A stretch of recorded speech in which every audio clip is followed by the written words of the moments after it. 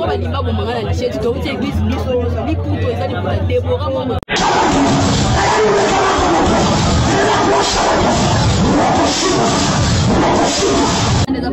Mama obomi bana bazaya yo bana bazaya ngamo baza combien ba misali bango nyonso bakufi obomi bango nyonso misali bango nyonso bakufi. Risque de froisser certaines sensibilités, cher Yann, l'historien de la langue doit reconnaître qu'il existe un lien étymologique entre crétin et chrétien. Amen.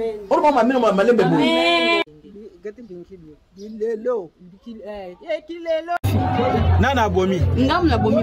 Obomi na nini?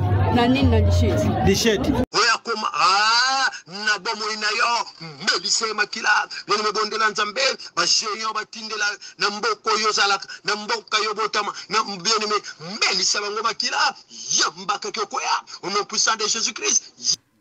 Losambo ya bato ya mabe basambelaka makila na Yesu ekitela bango mais Saint-Esprit na sola matsanga bayokana kata mokolo moko te do yango na tozopesa conseil il faut toyemba nzembo wana pona kolamusa bato bazosala mabe babatamaka na sima alati costume ozomona zolo malo malamu mais na simelo wanda osala ta msundu liste kutu akosa elongona batraite ya basimbikisi ya busoba ya makila ya kolia banzoto bandeko bakakufa na beni bosa wapi mibali bosa wapi.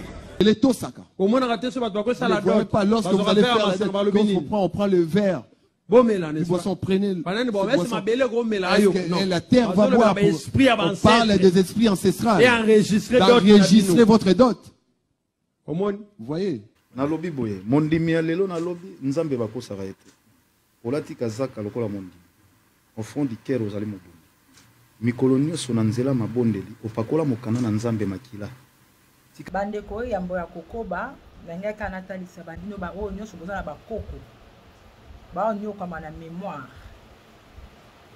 bokende koluka ba mikuwa na ba place batekaka na bagambela ba place batekaka tisa bokoko ba mikuwa ya éléphant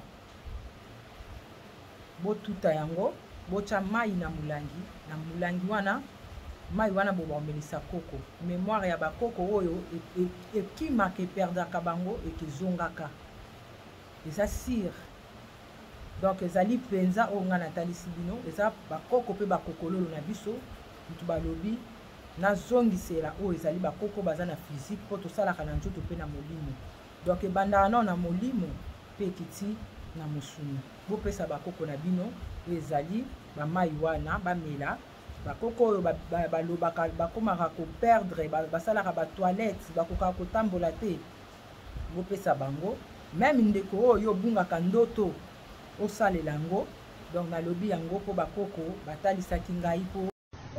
Les chrétiens, ils ont tout détruit. Ils ont détruit les anciens oracles, ils ont détruit les anciens mystères, ils ont enlevé toute l'ancienne sagesse, ils ont amené une grande bêtise dans le monde.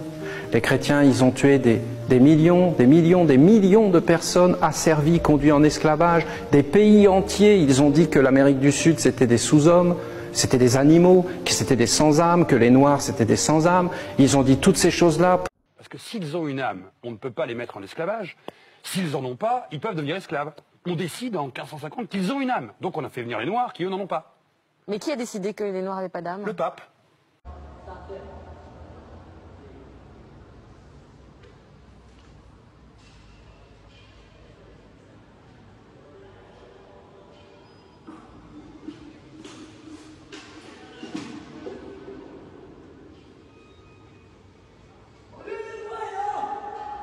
Sakuna bembeza na se ba on baza peka na salon ka wana se yo kombona komba mboka mayele na muyanzi ya wapi te muyanzi ya nani ya dwe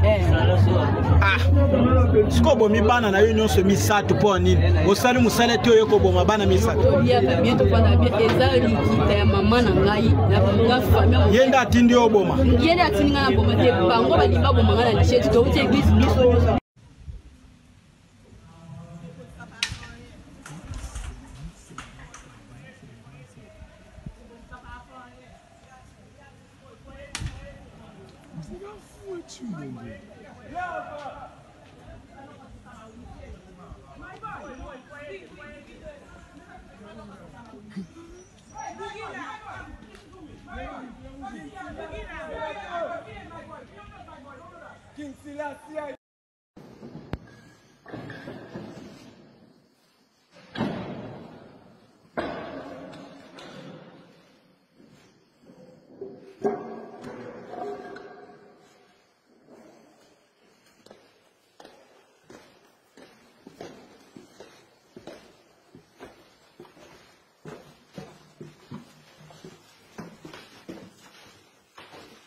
Stiamo entrando quindi nelle catacombe del convento di Pettineo.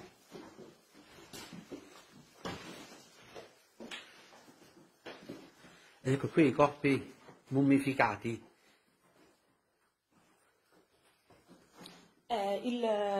Quello che potete osservare di fronte, il primo è appunto il teologo e predicatore che dicevo, Angelo di Annabate. Poi ci sono altri corpi, sono altri frati che praticamente sono stati sepolti qui dentro, sono stati mummificati. Esatto. Quanti corpi si trovano all'interno? Sono... Circa 50. Quindi qui vediamo alcuni corpi che sono stati mummificati e sono in tutto sommato in buona conservazione, in buone condizioni. E poi qui ci sono altri corpi, immaginiamo. Sì, addirittura dovrebbe esserci anche il corpo di una bambina, però venivano messe sopra, quindi questi qui sono quelli dei frati. Che periodo risale la mummificazione? Prima dell'editto di Napoleone. Questo luogo lo si può visitare abitualmente? Quindi, No. momentaneamente questo luogo non è possibile visitarlo, ma potete vedere appunto queste immagini grazie a Bella Sicilia, grazie al gruppo di comunicazione Comunicare 24 con Onda TV. Les petits sorciers, les imbéciles. Sanankata ibenwa uva zandera me tuamba wayantakiro vavo wabitu bantu batoto songanzianze wa umuma bangantaka beto buvanzaran mema.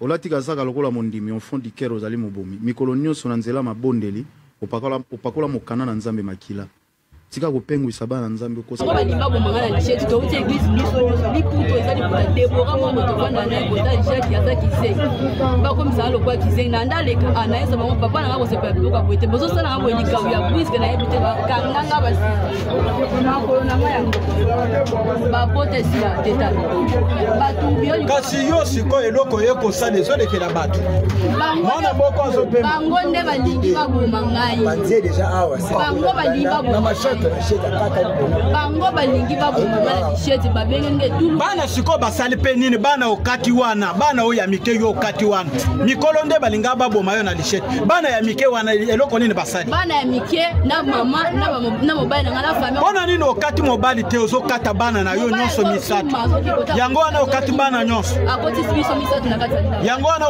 okati bana nyonso bakati yo nde okati yango wana bodongi ya makanisi ya moto koyeba tete ndeko na yo nani ndeko na ngai aza moto oyo asalami na elilingi ya nkolo malheureusement bato akoteya bato bomoto baza ebele te bapaster bayela cope na liloba ya nzambe yango wana ve bokulu alobaki kombo ya Jésus bako tekango balinga lungwila bameli Coco, il faut qu'on zongue la bokoko. Au TEP, c'est Kalala Omutunde. Je vous remercie de m'avoir rejoint. Comme vous le savez, ensemble, nous allons célébrer le génie africain.